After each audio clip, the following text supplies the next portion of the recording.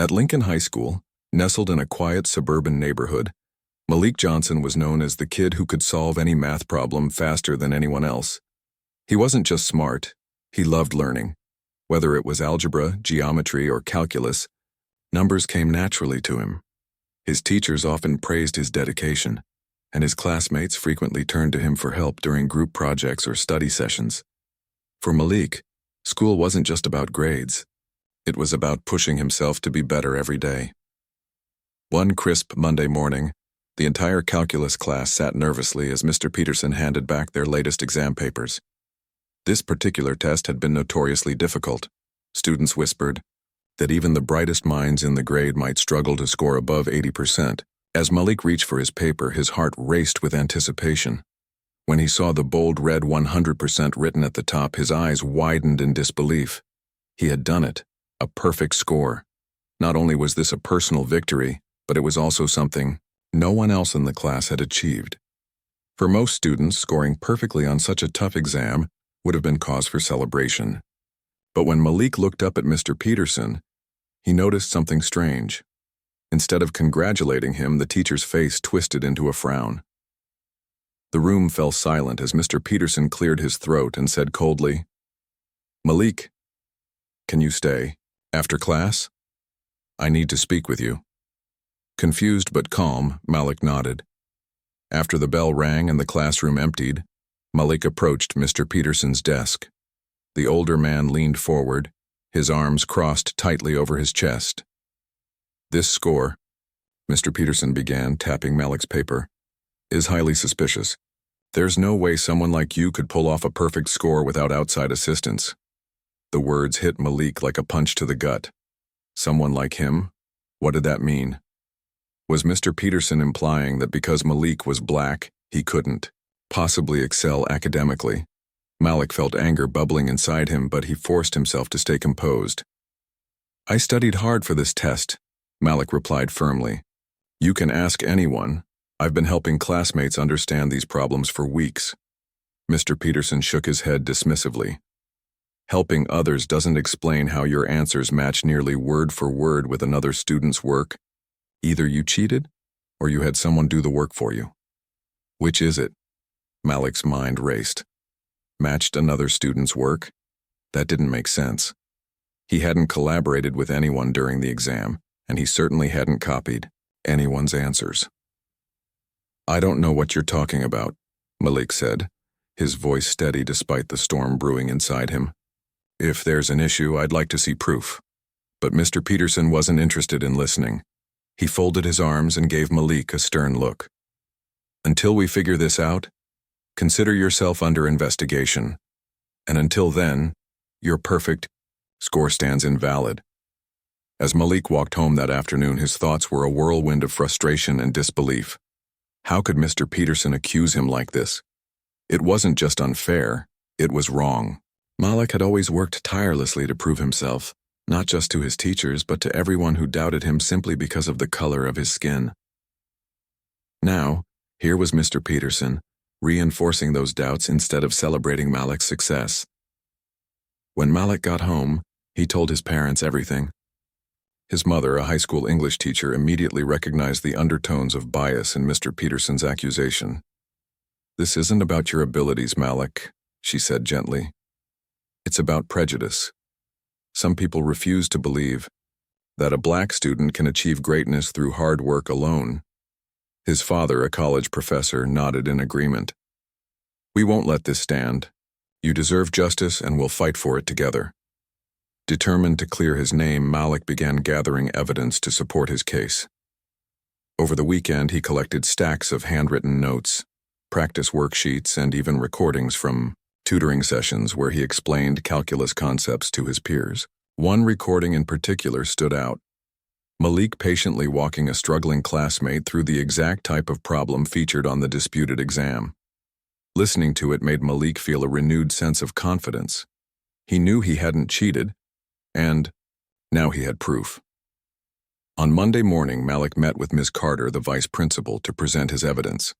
She listened intently, her expression growing more serious with each piece of information Malik shared.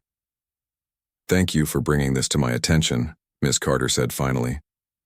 "I'll make sure this is investigated thoroughly." Word of Malik's situation spread quickly throughout the school. By Tuesday, everyone seemed to have an opinion. Some students rallied behind Malik, calling Mr. Peterson's accusations baseless and racist.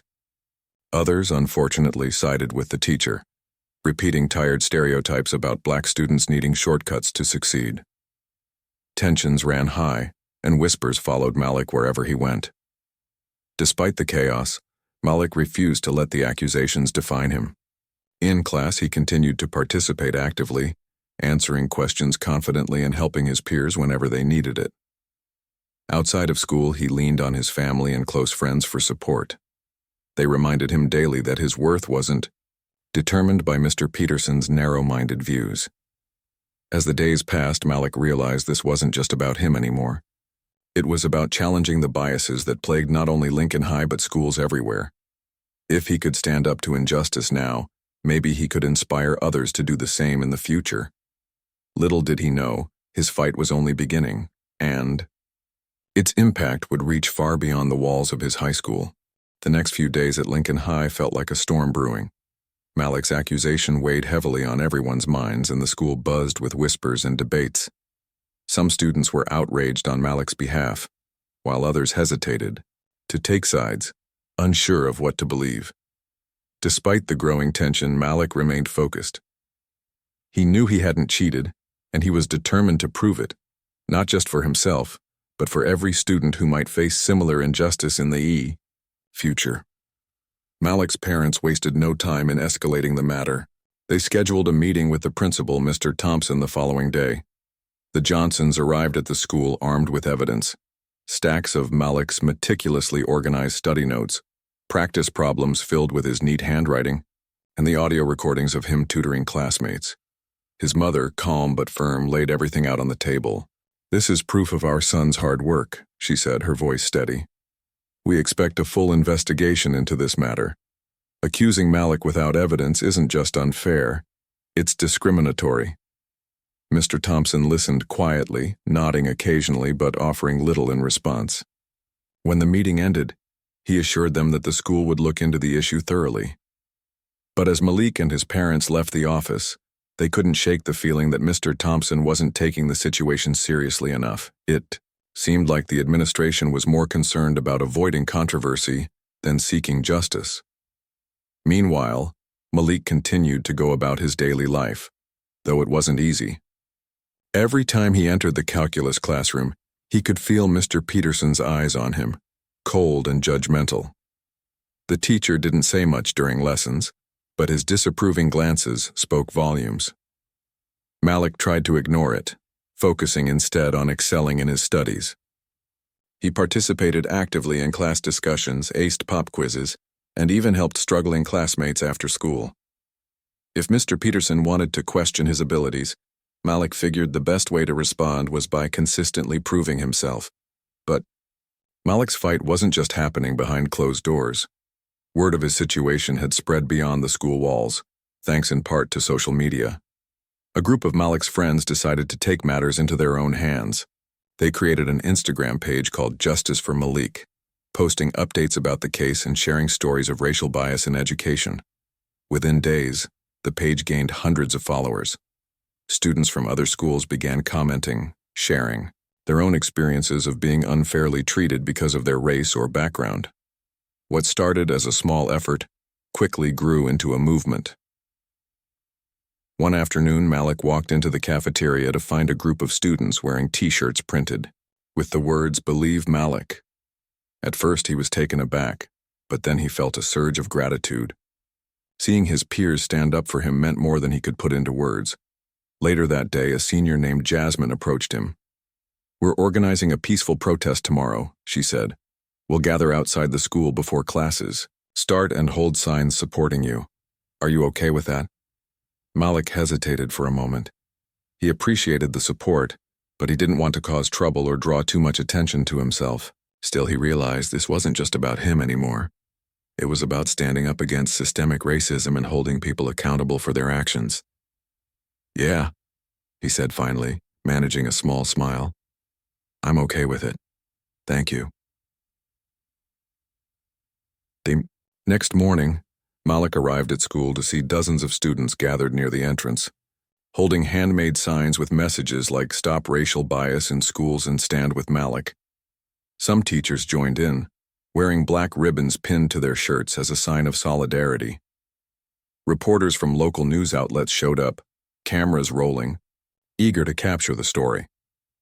For the first time since the accusations began, Malik felt a sense of hope. Maybe this could lead to real change. As the protest unfolded, Malik stood at the front of the crowd, flanked by Jasmine and a few close friends. He didn't plan to speak, but Jasmine gently nudged him forward. "They need to hear from you," she whispered. Taking a deep breath, Malik stepped up onto a low wall so everyone could see him. "I didn't think something like this could happen to me," he began, his voice trembling slightly at first. "I've worked hard my whole life to get where I am today. I've always believed that if I put in the effort, I'd be recognized for it. But when someone accuses you of something you didn't do, just because of who you are, it makes you question everything." He paused, looking out at the sea of faces before continuing. "This isn't just about me. It's about all the students who've been treated unfairly because of their race or background. We deserve to be seen for who we really are, not judged based on stereotypes. And we deserve a system that supports us, not one that holds us back." When Malik finished speaking, the crowd erupted in applause.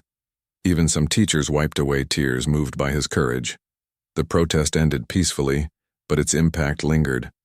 By the end of the week, the story had made headlines in local newspapers, sparking conversations across the community about racial bias in education. Back at home, Malik's parents noticed a shift in him. While he still carried the weight of the accusations, he seemed more determined than ever to see things through. "You know," his father said one evening, "this fight might not end the way we want it to, but what you're doing is important. You're showing people that they can't silence us." Young, black voices demanding fairness and respect. Malik nodded, thinking about all the students who had reached out to him online, thanking him for inspiring them to speak up. He realized that whether or not Mr. Peterson admitted his wrongdoing, the battle had already sparked something bigger. People were paying attention, and that was a victory in itself. Still, Malik couldn't help but wonder how long it would take for the truth to come out, and what it would take to ensure that no other student had to endure what he was going through. As he drifted off to sleep that night, his mind replayed the events of the past week. He thought about the protests, the speeches, the signs, and the countless messages of support. Despite the challenges ahead, Malik knew one thing for certain. He wouldn't back down, not now, not ever.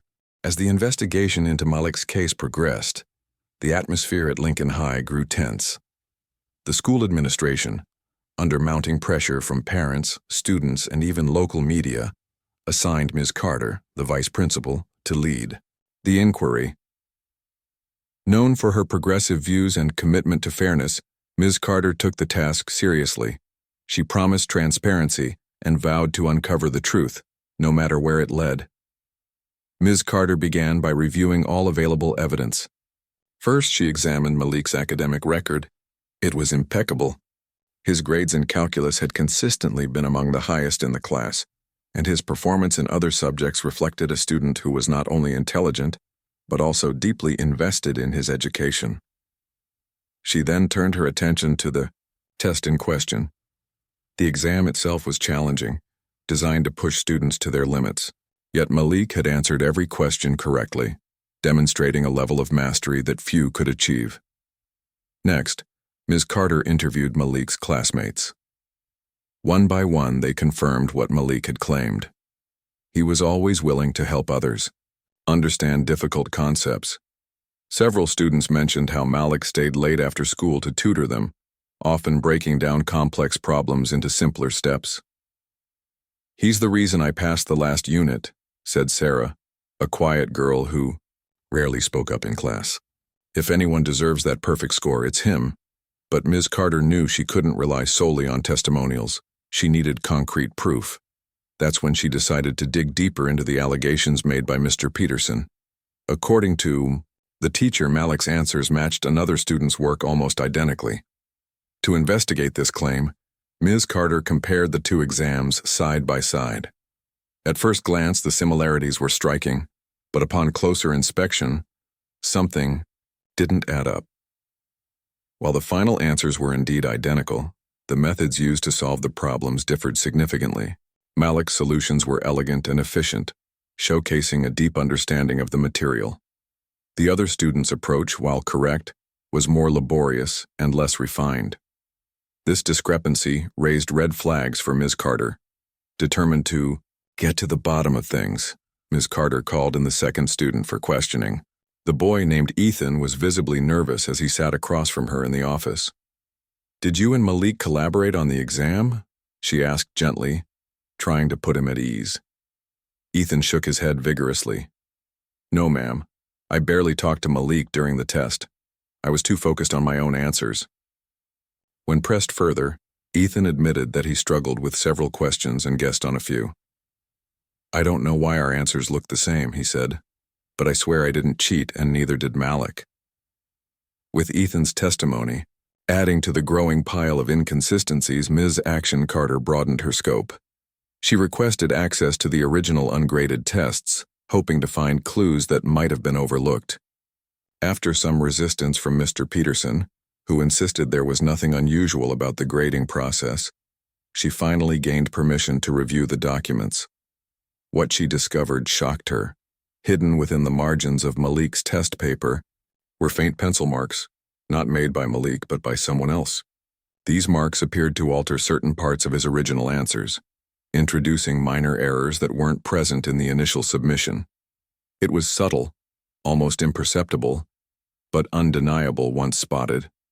Someone had tampered with Malik's work after the fact.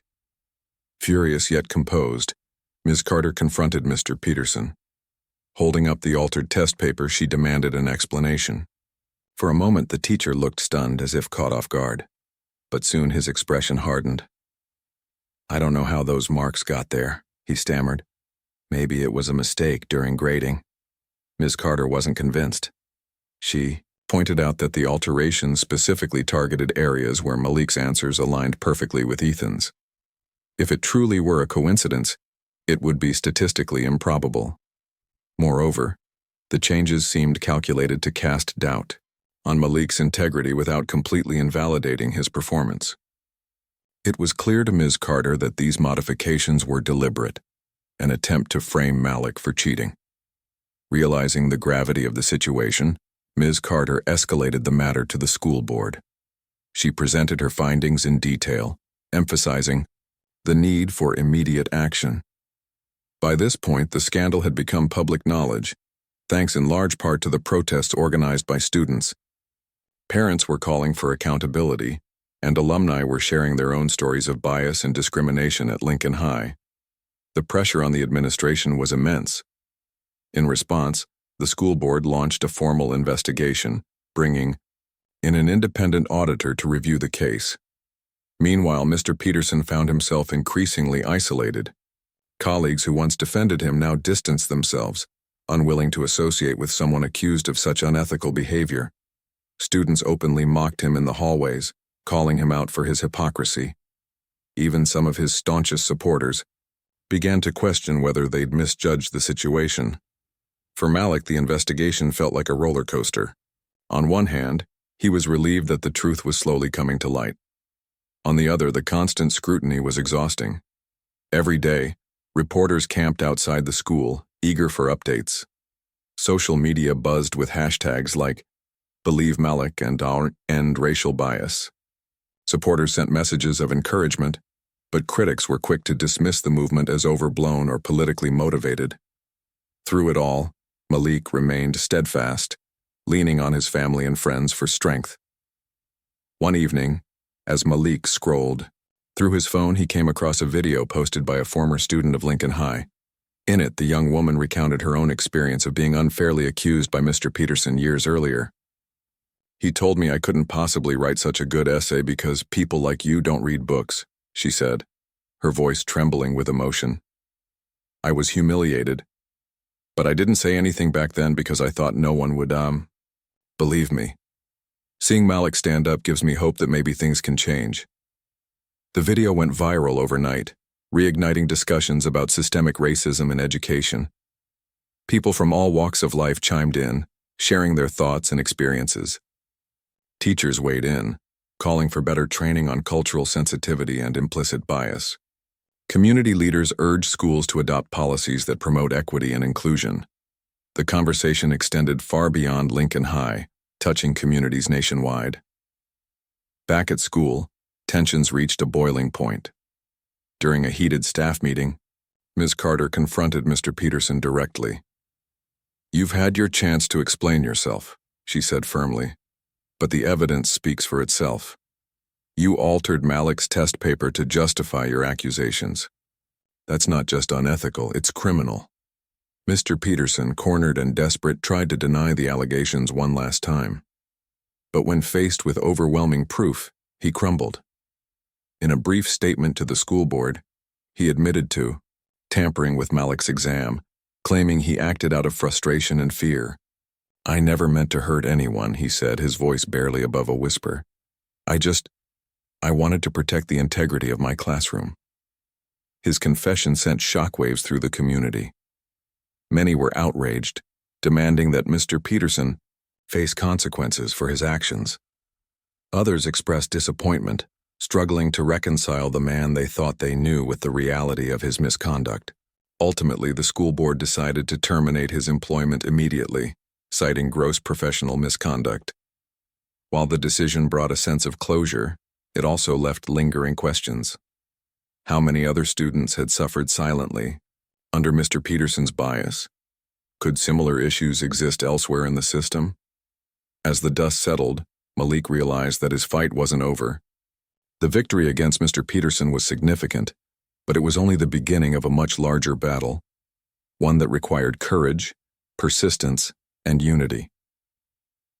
As he walked home that evening, Malik felt a mix of emotions: relief, pride, and determination. He knew the road ahead wouldn't be easy, but he also knew he wasn't alone. Together, with the support of his community, he could continue pushing for change, not just for himself, but for everyone who deserved to be seen, heard, and believed. The fallout from Mr. Peterson's confession rippled through Lincoln High like a tidal wave, leaving no corner of the school untouched. For Malik, the news was both vindicating and bittersweet. On one hand, he felt a profound sense of relief, knowing that the truth had finally come to light. On the other, the weight of what had happened and how close he'd come to being unjustly labeled was heavy on his heart. What started as a personal battle against a single teacher's prejudice had grown into something much bigger, a movement for justice and systemic change. As word spread about Mr. Peterson's termination, students erupted in cheers. In the hallways, classrooms, and cafeteria, conversations buzzed with excitement and disbelief. "Did you hear? They fired him!" one student exclaimed, pumping their fist in celebration. Others hugged Malik, thanking him for standing up when so many would have stayed silent. But amid the jubilation, there were also quieter moments of reflection. Some students admitted they doubted Malik at first, swayed by stereotypes or fear of rocking the boat. Now they apologized, vowing to do better next time. Inspired by Malik's courage, a group of seniors took the lead in organizing a coalition called Voices for Equity. Their mission was simple, yet powerful: to address racial bias and inequality within the school system. Jasmine, the same senior who had encouraged Malik during the protests, became one of the group's key leaders. She rallied students, teachers, and even parents to join the cause, hosting meetings after school to brainstorm ways to create lasting change. At first, the meetings were small, with only a handful of participants. But as word got out, attendance grew rapidly. Students shared their own stories of discrimination, from being unfairly disciplined for minor infractions to being overlooked for leadership roles because of their race or background. One freshman recounted how a guidance counselor had discouraged her from applying to advanced placement classes, saying she probably wouldn't be able to keep up. Another student described how a teacher consistently mispronounced his name despite repeated corrections, making him feel invisible and disrespected. These stories struck a chord with everyone present, including some of the faculty members who attended the meetings. Ms. Carter, the vice principal, sat quietly in the back, listening intently as students poured out their frustrations. When it was her turn to speak, she acknowledged the pain and anger in the room. "What you're sharing is heartbreaking," she said, her voice trembling slightly. "And it's unacceptable. As educators, we have a responsibility to ensure every student feels valued and supported. Clearly, we've fallen short, and for that I'm deeply sorry." Ms. Carter's apology resonated with many, but others remained skeptical. "Sorry isn't enough," one student interjected. "We need action, real change." The room erupted in agreement, with students calling for concrete steps to address the issues they'd raised. Together, they drafted a list of demands which included mandatory diversity training for all staff, more inclusive curricula, and the creation of a student advisory board to provide feedback on school policies. Meanwhile, the story continued to gain national attention. Local news outlets covered every development, from the initial accusations to Mr. Petersburg's dismissal. Soon, major networks picked up the story, highlighting the broader implications of Malik's case. Journalists interviewed experts on education equity, civil rights activists, and even former students of Lincoln High who had experienced similar forms of discrimination. One alumna, now a lawyer specializing in educational law, spoke passionately about the need for accountability. "This isn't just about one bad teacher," she said.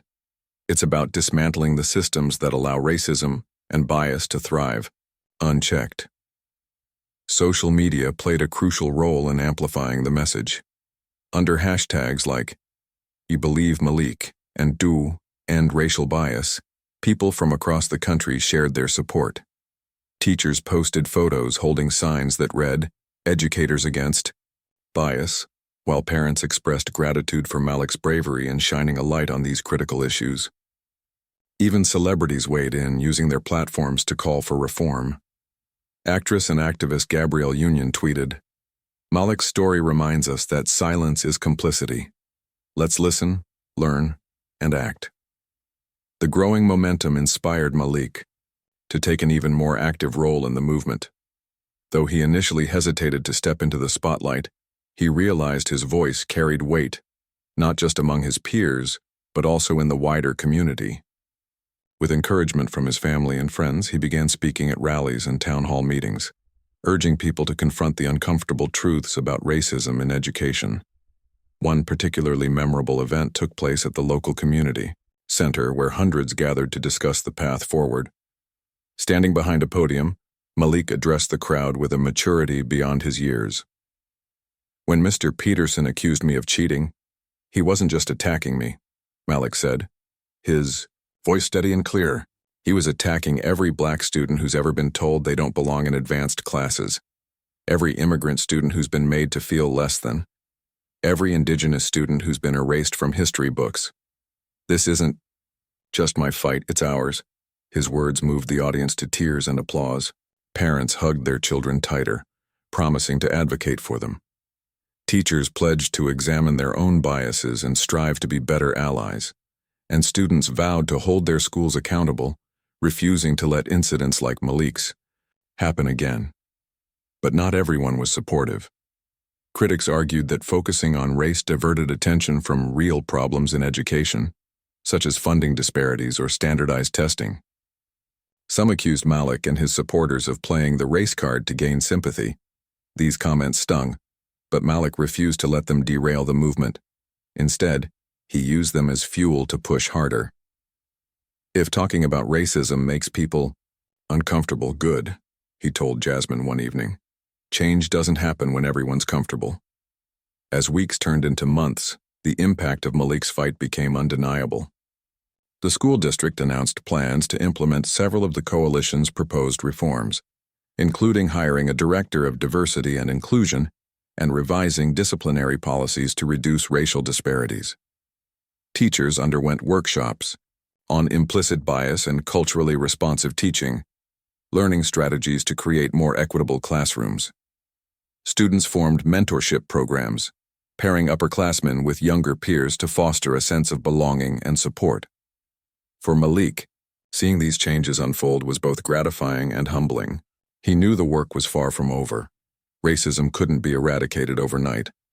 But he also recognized that progress, no matter how incremental, mattered. Each new policy, each conversation, each moment of awareness brought them closer to a future where no student would face the kind of injustice he had endured.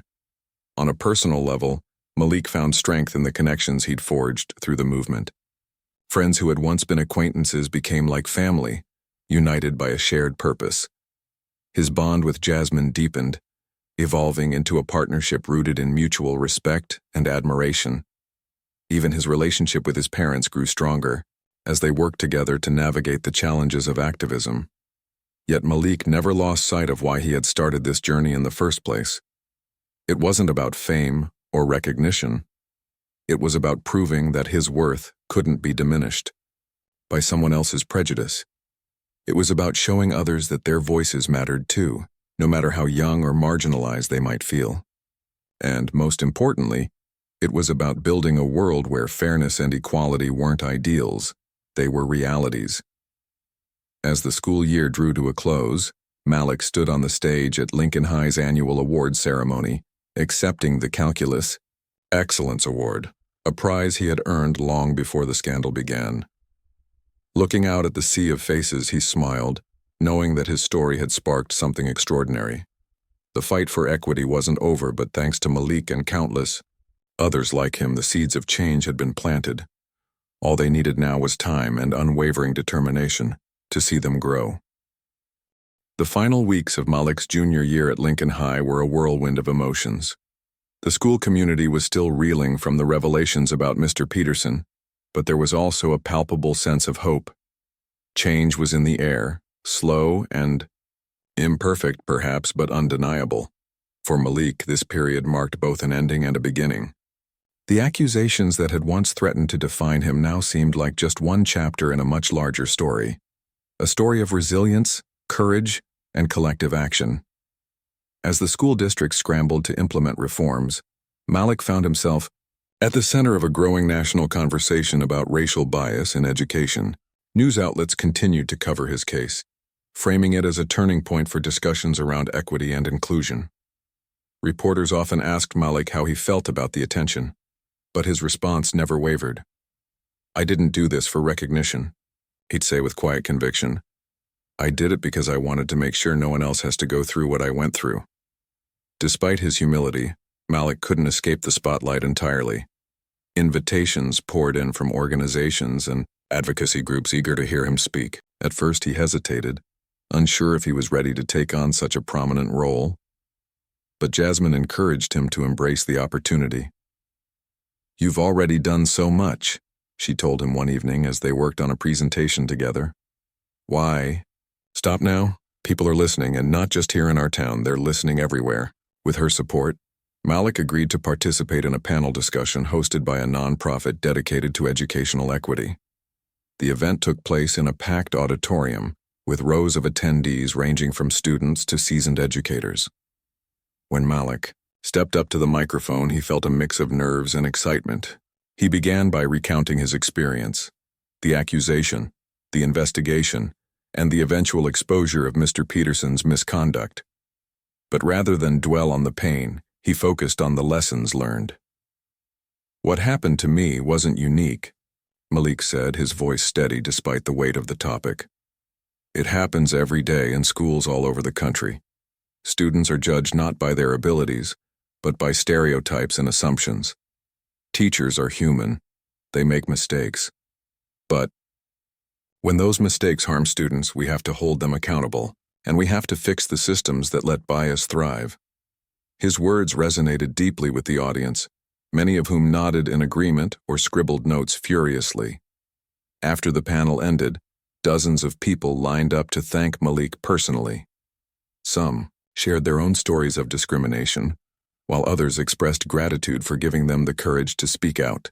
One teacher approached him with tears in her eyes, apologizing for times she may have unintentionally contributed to inequity in her classroom. "Thank you for reminding us why we're here," she said softly. "We owe it to our students to do better." Back at Lincoln High, the changes sparked by Malik's case were beginning to take shape. The school district introduced mandatory diversity training for all staff, led by experts who specialized in addressing implicit bias. Workshops covered topics like microaggressions, cultural competence, and the importance of representation in curriculum materials. Though some teachers grumbled about the additional workload, most embraced the sessions as an opportunity to grow and improve. Students noticed the shift almost immediately. Teachers started making conscious efforts to pronounce names correctly, celebrate diverse cultures, and challenge harmful stereotypes. In calculus class, where Malik's ordeal had begun, the new substitute teacher, a young woman named Ms. Alvarez, went out of her way to foster an inclusive environment. She encouraged open dialogue, praised effort over perfection, and actively sought input from quieter students.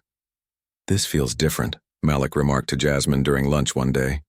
"Like maybe things really can change." But progress wasn't without its challenges. Not everyone welcomed the reforms with open arms. A small group of parents, upset by what they perceived as political correctness, organized protests outside the school board meetings. They argued that focusing on race distracted from academic achievement and accused the district of prioritizing identity politics over quality education. Their rhetoric echoed across social media, sparking heated debates online. Malik watched these developments with a mixture of frustration and resolve. "They don't get it," he muttered to his father one evening, scrolling through angry comments on Twitter. His dad placed a reassuring hand on his shoulder. "That's okay," he replied. "Change makes people uncomfortable, but discomfort is part of growth. Keep doing what you're doing, Malik. You're planting seeds that will bear fruit long after these arguments fade away." To counter the backlash, Malik and the Voices for Equity Coalition doubled down on their efforts. They launched a campaign called See Us, Hear Us, aimed at highlighting the positive impact of the reforms. Through videos, testimonials, and public forums, they showcased success stories from students and teachers alike. One video featured Ethan, the student whose test answers had been used to falsely accuse Malik. "Before this, I thought I wasn't smart enough for advanced classes," Ethan admitted. "But thanks to Malik and everyone fighting for fairness, I know I belong here. I'm proud to be part of this movement." The campaign gained traction quickly, drawing praise from advocates and influencers nationwide. Even former critics began to soften their stance, acknowledging that the reforms weren't about division but about creating opportunities for all students to succeed. Slowly but surely, the tide was turning. Amidst the activism, Malik also found time to focus on his future. College applications loomed large, and he spent countless hours researching programs in engineering and computer science. His dream was to design sustainable technologies that could help underserved communities, a goal inspired by his own experiences overcoming adversity. As deadlines approached, Malik poured his heart into his essays, weaving his personal story into a narrative of perseverance and purpose. One afternoon, as he sat at the kitchen table drafting yet another application, his mother walked in carrying a stack of mail. She sorted through the envelopes, stopping suddenly when she saw the return address on one of them. "Malik," she said, her voice trembling slightly. "It's from MIT." Time seemed to freeze as Malik tore open the envelope. Inside was a letter congratulating him on his acceptance into one of the most prestigious engineering programs in the world. Tears welled up in his eyes as he read the words aloud to his parents.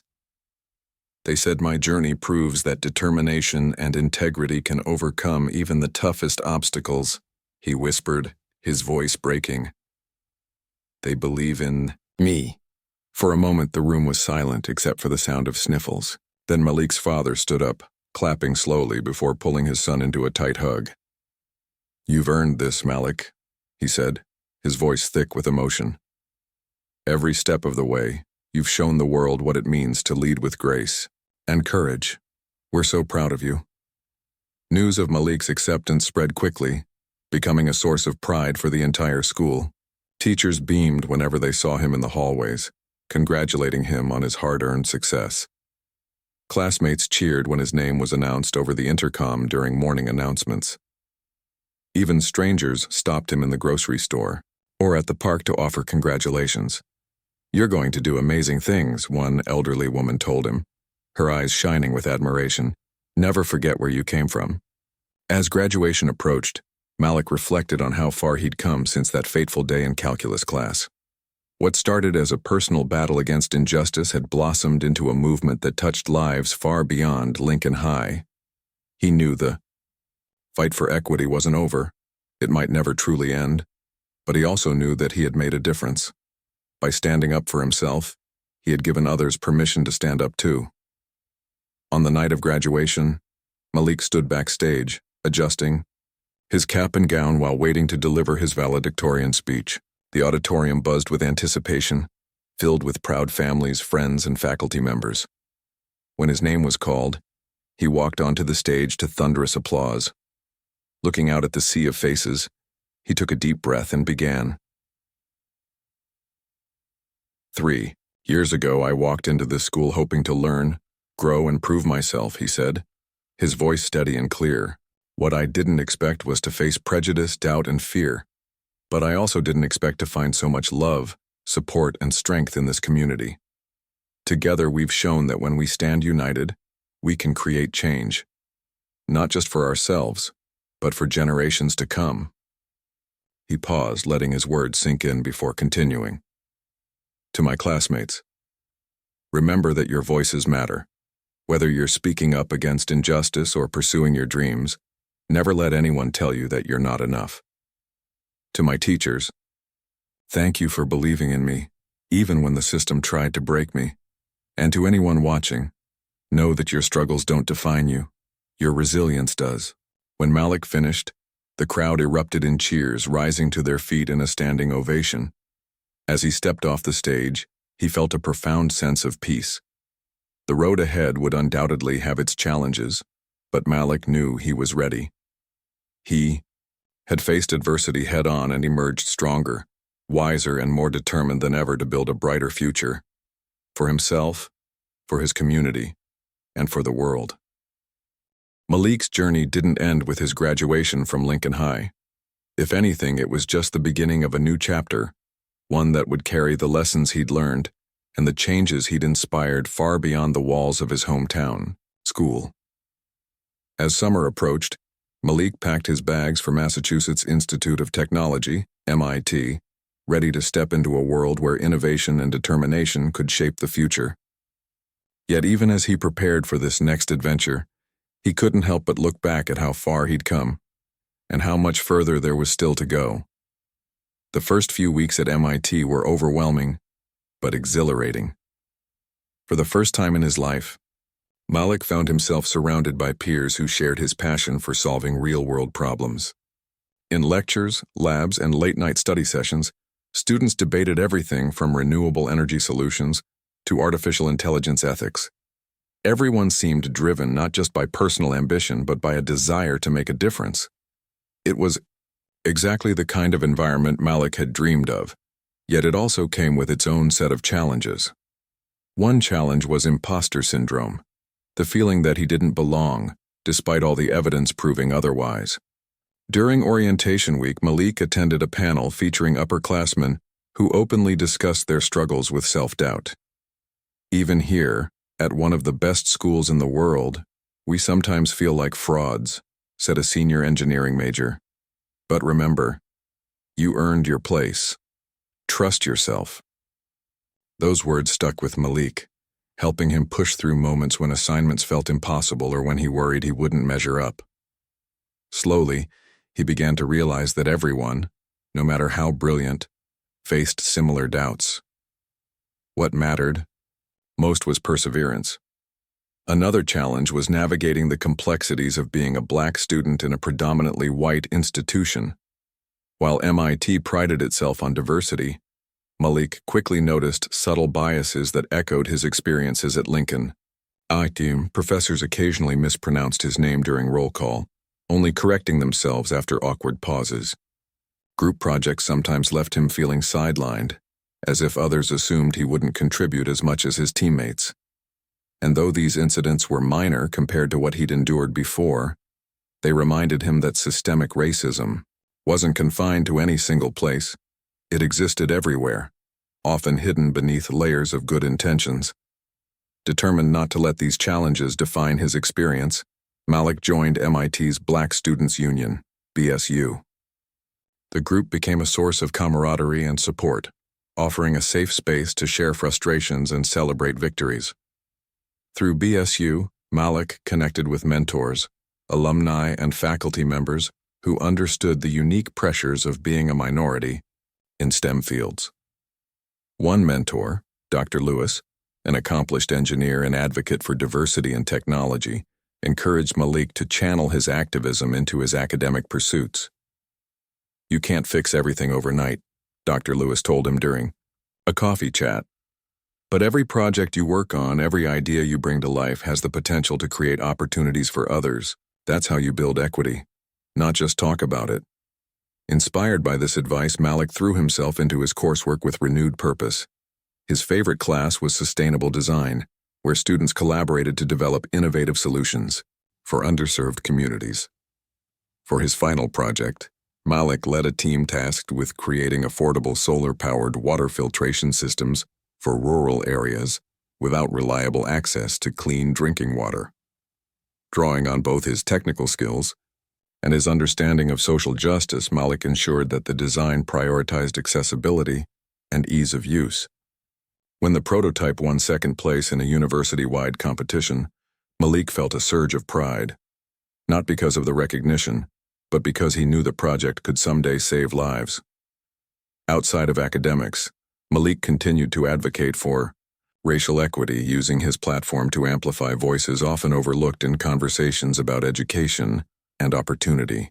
He wrote op-eds for MIT's student newspaper, sharing insights from his high school years and urging universities to adopt more inclusive practices. He organized workshops for incoming freshmen, teaching them strategies to navigate bias and build resilience. And he partnered with local organizations to mentor high school students interested in STEM, ensuring they knew college was within reach regardless of their background. Word of Malik's efforts spread quickly, earning him invitations to speak at conferences and events across the country. At one such event, a national summit on educational equity, Malik delivered a keynote address that left attendees buzzing. Standing before hundreds of educators, policymakers, and activists, he spoke candidly about the importance of representation and accountability. "It's not enough to say you believe in equality," he said, his voice steady and commanding. "You have to prove it through action. Hire diverse teachers. Update outdated curricula. Listen to students when they tell you something isn't working. Because trust me, they'll notice whether you're serious about change or just paying." Lip service. Afterward, dozens of people approached Malik to thank him for his honesty and vision. Many promised to take his message back to their schools and districts, determined to implement meaningful reforms. One superintendent even offered Malik an internship with her office, giving him the chance to influence policy decisions directly.